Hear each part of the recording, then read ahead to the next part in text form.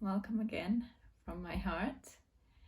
And in case you don't know me, I think a lot of you know me, but in case you don't, my name is Sat Darshan, and I've been on the yogic path, since 2003, like very, very heavily. And even before that, I was doing yoga, and actually my mother was doing some type of yoga. So somehow the world or the philosophy was there, not very present, but there was an openness to it. There was an openness to different cultures, to different thoughts, to different philosophies, to different ideas. So that's what I got from her, definitely. And based on yesterday, did you have any questions coming up?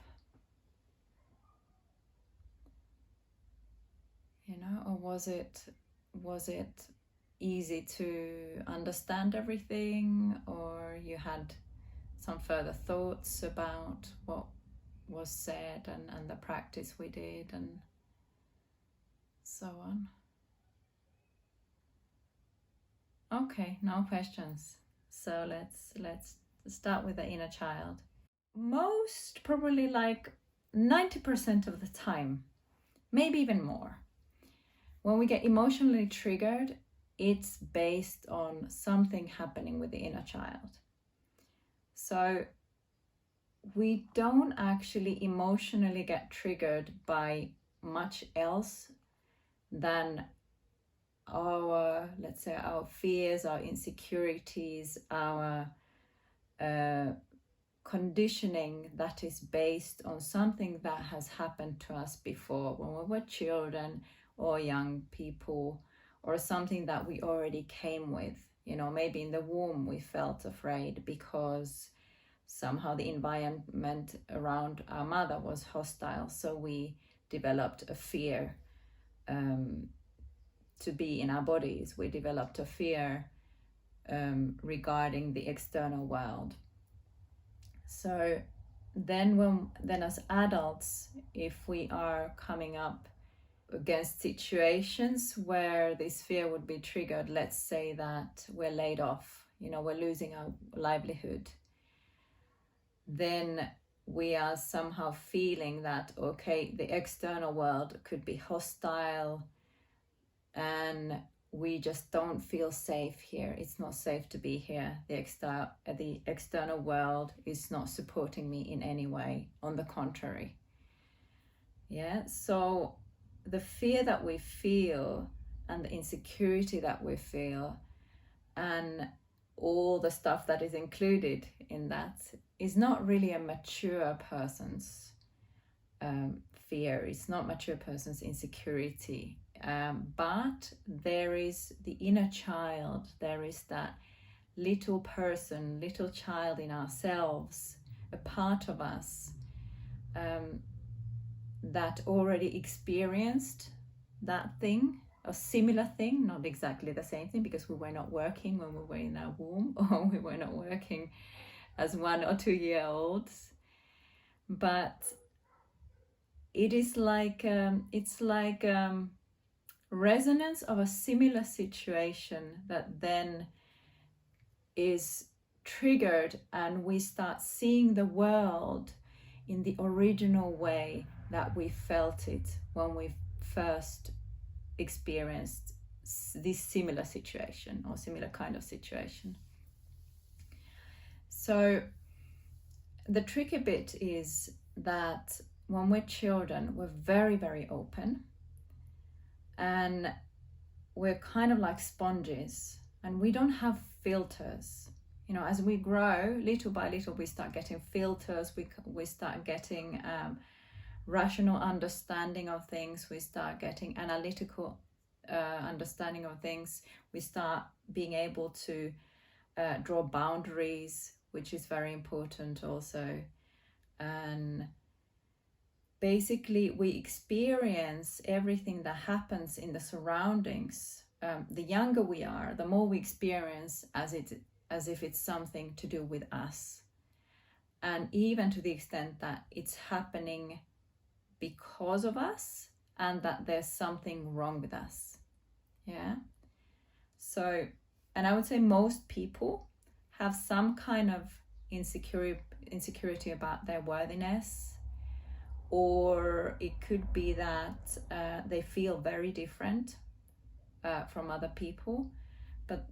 But those are like the either I'm not enough, I'm not worthy, or I'm just very different. There might be, a couple of others, maybe three, maybe together 3 or 4 of these very basic, I would say, settings or understandings that we develop as children. And it doesn't require even that the childhood is somehow traumatic in the sense that, the parents are really horrible, or there's like violence or something very severe. It doesn't require that. It's just that we are super, super sensitive as babies and as children. And then, of course, we have individual, like unique qualities, and some children are more sensitive than others. So there's also that. But all children are sensitive to some extent, and we don't have these filters yet. We don't have the understanding of, like, what's my fault and what's the other person's fault. So if we are not loved as children very, very well, then there's naturally an interpretation that we feel it's something to do with us. It's because I am faulty in some way, I'm not enough. If we're not fed well, especially this is in poor countries, so it's both that we feel that it's somehow our fault or we don't deserve more, but also that the universe is like this. Yeah. So it becomes like the norm or the rule that, well, universe is just like this and I can never get more. Yeah. And it could be that I can never get more because of me, but there's somehow also the projection into the outside world.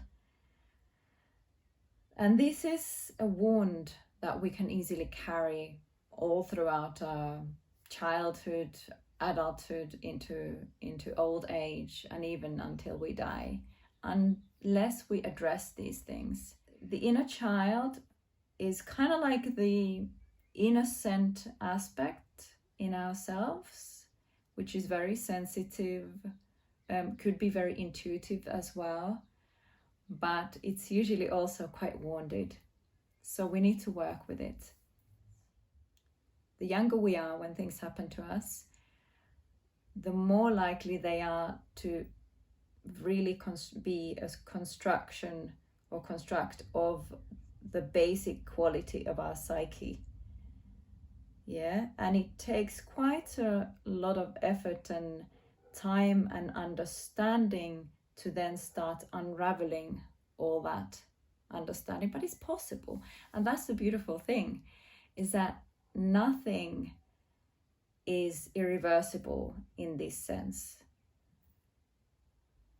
Even if we make life choices based on our fears, our insecurities, our different kind of emotions that we have felt, even if we make life choices based on those, which we will do unless we are very aware of these emotions and these constructs that we have, still it's not impossible later on to start changing, to start unraveling. It's really just about how interested you are to heal, how interested you are to do this work, and how committed you are, how dedicated you are. Yeah, Are you interested in looking at your reactions deeper? When you, let's say, have a situation with your partner and you start feeling fear of abandonment, are you willing to look deeper? Or do you just want to escape from the emotion? Or fear of survival? You know, again, you're losing your job, or Corona comes and changes everything. And then how are you going to get money? So the fear of not being supported, the fear of survival, are you willing to look deeper into it and really go into a process with it? Or do you just want it to go away quickly and kind of pretend it's not there? La la la la la la la la la. Yeah? So it really depends. Your healing depends on how dedicated you are. And this is about dedication to truth. And I don't mean truth in the sense of like the large truth, which is the absolute, and that we can't necessarily perceive, maybe ever, but certainly not in our normal human consciousness. I mean your truth. I mean your human truth. Meaning, when you have a reaction, let's say you get angry at your partner because they say something, which is not really a big thing, but you get angry. And then do you stop and see why you get angry? Do you dig deeper? Do you even have the curiosity to really ask, well, but hang on now, why do I really get angry? And then most likely there is something underneath. There is maybe a feeling that you're not important. Well, why is that? Why do you not feel important now? Just because your partner said something? Really? Is your feeling of important, being important, that fragile? Well, why? Why would that be? And where or when was the first time you felt this? Not being important. Yeah? So it's like digging deeper, digging deeper. And then at some point usually if you do this and you persist with it, you do find like the first moment, or one of the first, it's not even one event, it's more like a tendency that was persistent in your childhood with a certain person or with certain people or in certain kind of situations. Yeah. So when we dig deeper, we're able to find like the original hurt. Yeah.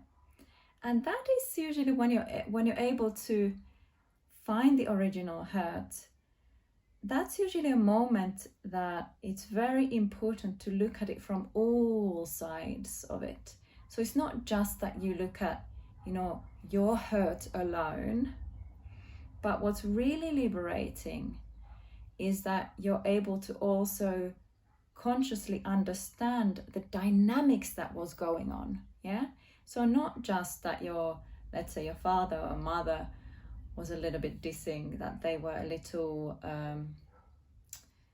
they were putting you down a little bit because maybe they had some issues and maybe their parents were doing the same, so they're just repeating the same pattern.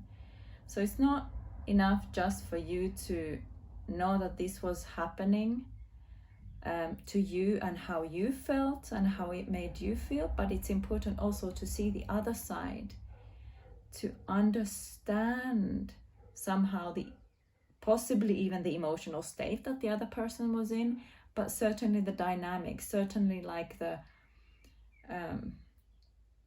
pattern that the other person had. And even better if you're able to figure out like what was causing that. Sometimes it's not possible, yeah? Sometimes you just don't know. And sometimes your consciousness just can't reach.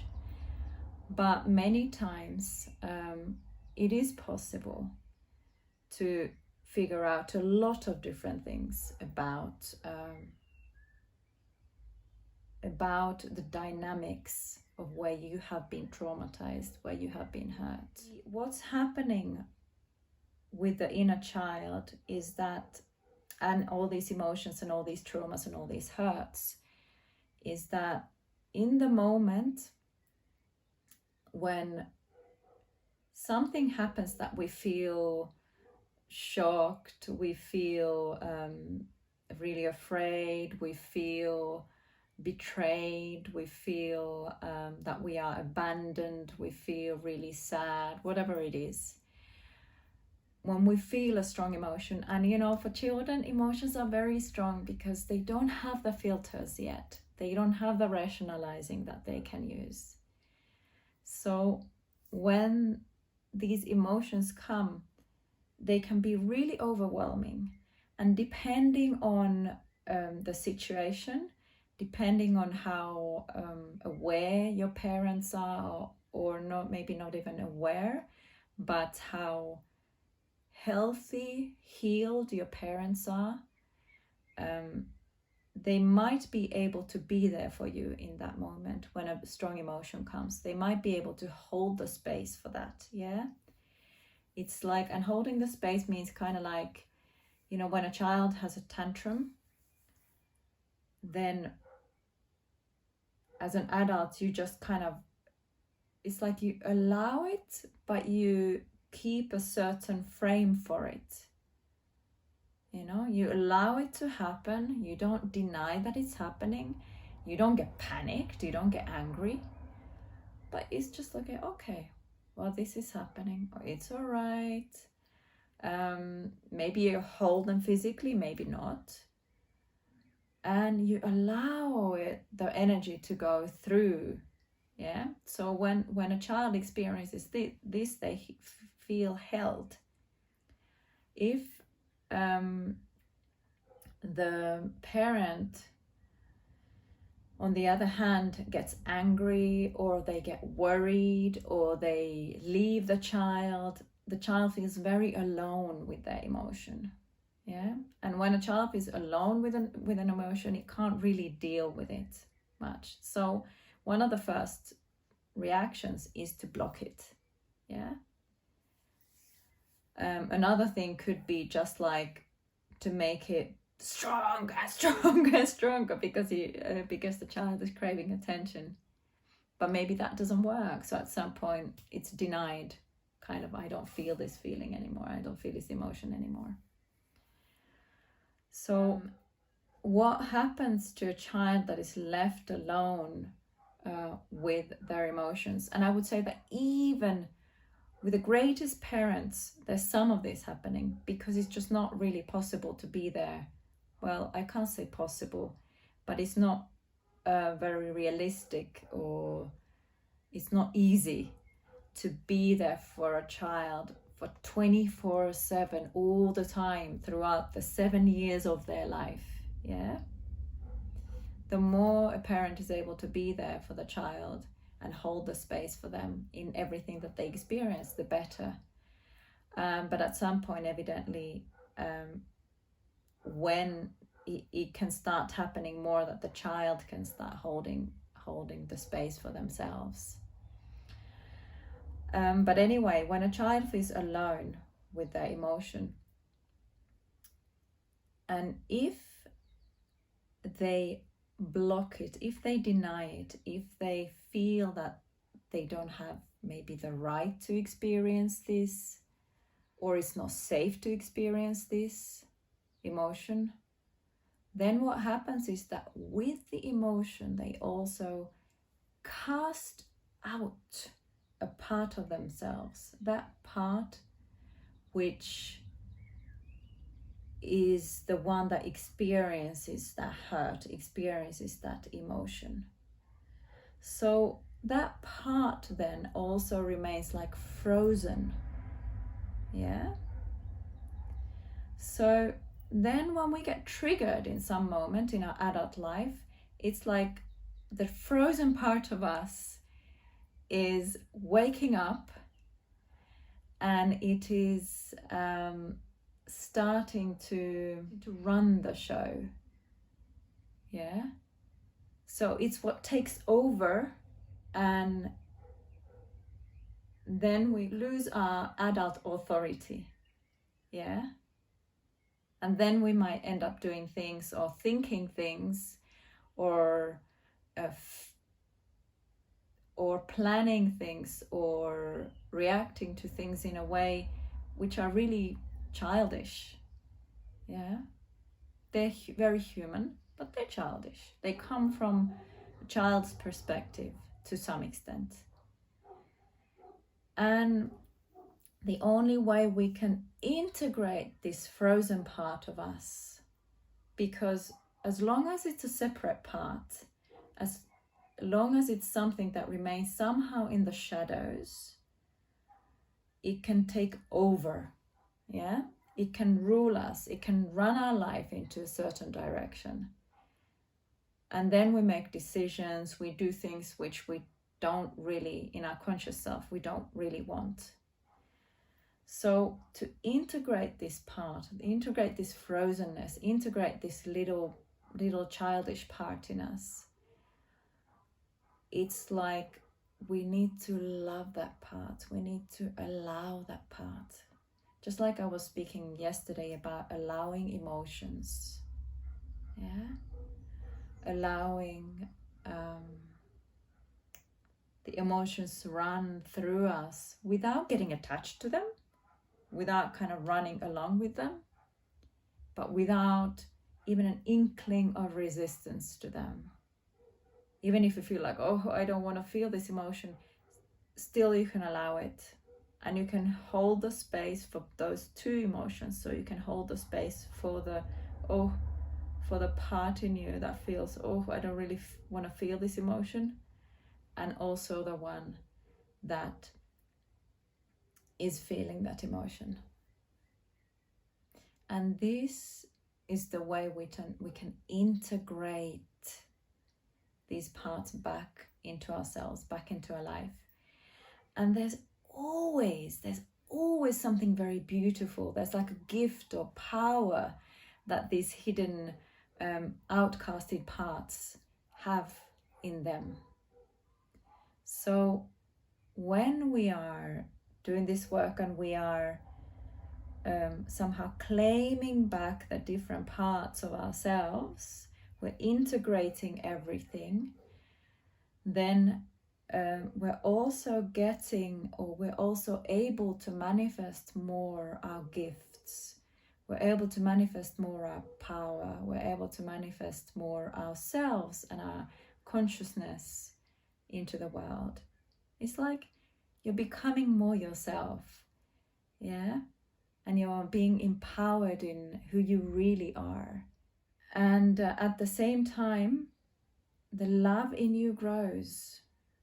Yeah, like I yesterday mentioned about, the realm of the heart, the realm of compassion, which is your essence, that you truly are. The more we're able to integrate these different, they're like lost children, yeah? Like lost children coming home. So the more we bring these lost children back home to us, the more the love grows. There's more unity, and unity always is referring to love. And whether you call it the inner child doesn't matter, but there's always like the parts in us that get triggered. That's like I would say the clue to know whether you're working with the inner child or not, or whether it is about the inner child or not. So the parts that get triggered are the ones that are showing to you that, okay, this is the inner child, and this is something that I can look at. This is something that I can heal.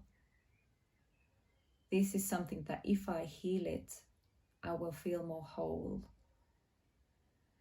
And for me, the most important discoveries have been when I have looked at those places or those situations where I feel like I hit a wall. Yeah? That there's just some situation, some event that causes me to be stuck. Yeah? That it's like I don't know how to move forward in it. I get either, let's say, I get really fearful, or I get really, really angry, like defensive maybe, or something like that. And when I start looking at really deeply, like, why do I get stuck here? Why can't I move? Why is there no flexibility? Why always the same kind of reaction? And why is there no ease in it? Why is there no flow and smoothness? Those are somehow the most revelational and the most important things that I have found I need to heal. And it doesn't necessarily even need a huge work. It can be quite a simple thing, but the effects in my life have been really great. I have dealt with a few of these that have really opened up a bigger space in my life. Yeah, where I have felt then more me, more love, more acceptance, more ease, more relaxation, more flowing, and also more love towards others. Because when the love in you grows, also the love towards other people grows. But the beautiful thing is that now as adults, we can be the parents for ourselves. We can hold the space for our own emotion. Like yesterday I was, when we did the practice, like you can meditatively approach the emotion in a way, like if you have a strong burst of sadness coming, that instead of you looping in your mind, oh I'm so sad, or the story in your mind, you go into the body and feel where it feels in the body. Yeah, and when you feel that in the body, somehow there's a slight distance that we create to the emotion, but also there is the allowing of the emotion. So you're allowing the emotion to pass through. And I would say that also with the inner child, it's very good to recognize that where you feel the reaction. And usually it's a very similar place. The same reaction is usually in the same place. Yeah. That means that when I have anger, I can feel it, let's say my throat, I get angry always at, let's say my husband, because he doesn't clean the dishes. Yeah. So then I always feel angry, and I feel it here, and it's like, yeah. And then what I can do in the moment of this anger, because of course it's not rational, it's not something, it's not a mature thing. And what I can do is I can hold that place, I can touch that place in some way and talk to it. Yeah, I can talk to it and kind of like, what's going on? Tell me what you need. Is there something I can give you now? You're safe. You're all right. And usually when I do this, I talk to it, and it's like the adult self talking to a child self. Usually there's something that starts moving in this place. Yeah. And little by little there's more space. Little by little there's more flow. There's more ease. There's not so much anymore. And if it's a very, very persistent reaction, what you can do is you can talk to it and say that, thank you that you have been helping me. Yeah. Thank you that you have been helping and you have been protecting me. But I don't need it anymore. I'm an adult now. And you can stay there, you can be there. But I don't need any protection anymore.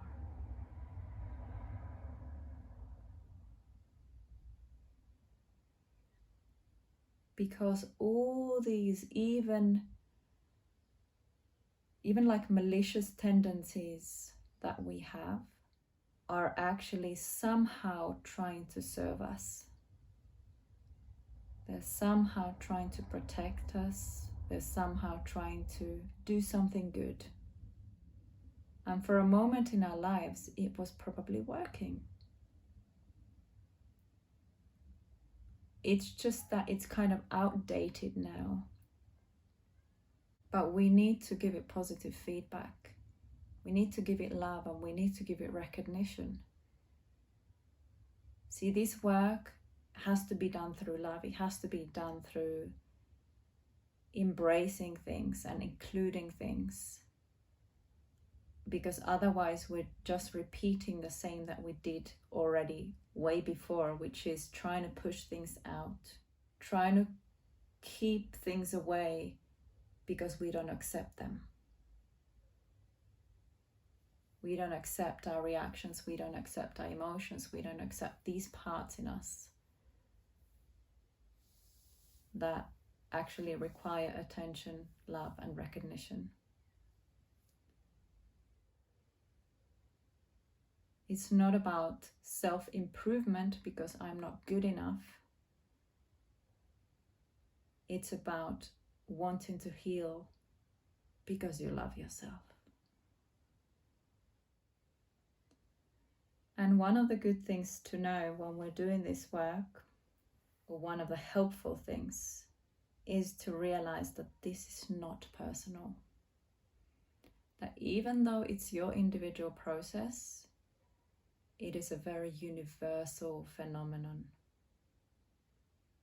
It happens to pretty much all the human beings, so we're all in the same boat. So the less personal you take these things, and there has to be a balance. It's like, walking on a tightrope. Too much to one direction you fall, too much the other direction you fall. There has to be like really owning this and understanding that this is happening to you and it has happened to you, but that it's not personal. Yeah, it's happening to every single human being in one way or the other. Some less, to some much less, and to some much, much more. But we're all on the same boat. We are all walking this human journey together. Emotions are not personal. They are energies that are running through us. The same energies running through everybody.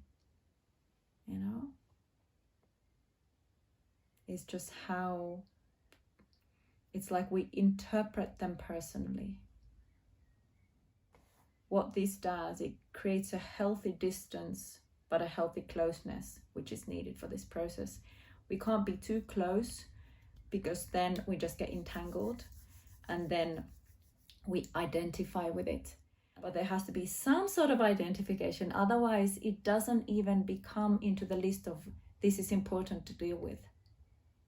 Yeah. And then it becomes like spiritual bypassing, which means like, oh, my essence is love, and my emotions are not me. They are not a part of me. They are just kind of nonsense. And then you don't deal with your problems, which a lot of people in the yoga world do, and I think in general in life, there are many ways to escape and many ways to bypass your issues that you could solve if you just really looked at them, and if you cared about yourself enough to really love those parts of you so much that they melt. I wish you all the best with your emotions, with your inner child, and really happy to share with you this, and if you need any help with this later on, just let me know, and we can work something out how it would be possible. Okay, so much love, and see you another time, and